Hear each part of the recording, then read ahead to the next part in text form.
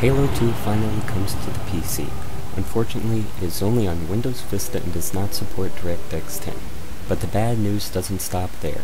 Halo 2 is filled with minor bugs and annoyances that make this 3-year-old console port feel like a waste of time. The single player is exactly the same as the Xbox version.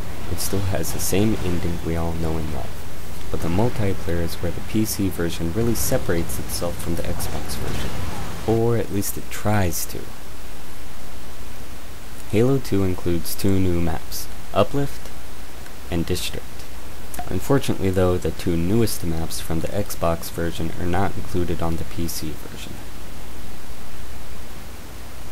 The Quick Match feature is a welcome addition to the PC, but unfortunately you must have a gold account to use it, and it often dumps you in empty servers. When you do find a game to play in, gameplay feels a little bit different than it does on most PC games.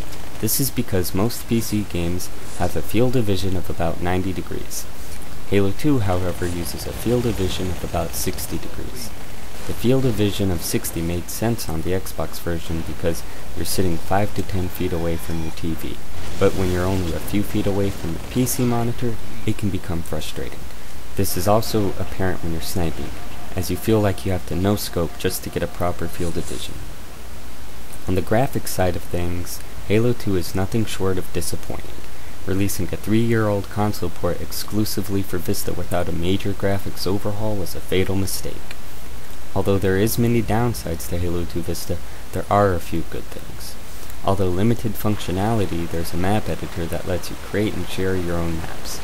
There's also a server browser that lets you pick which game you want to join. And you can also play online for free. Although if you actually want to host a game, you have to upgrade to a gold account for $50 a year. Other than that, there's not too many positives about Halo 2 Vista. It's just the Xbox version with a bunch of bugs. If you've played Halo 2 Xbox, you've played Halo 2 Vista. The game is not worth upgrading to Vista. Wait until it hits the $10 bargain bin before you pick it up. That is, if you even have Vista. Overall, Halo 2 is simply described as too little, too late. Halo 2 Vista gets a 4 out of 10.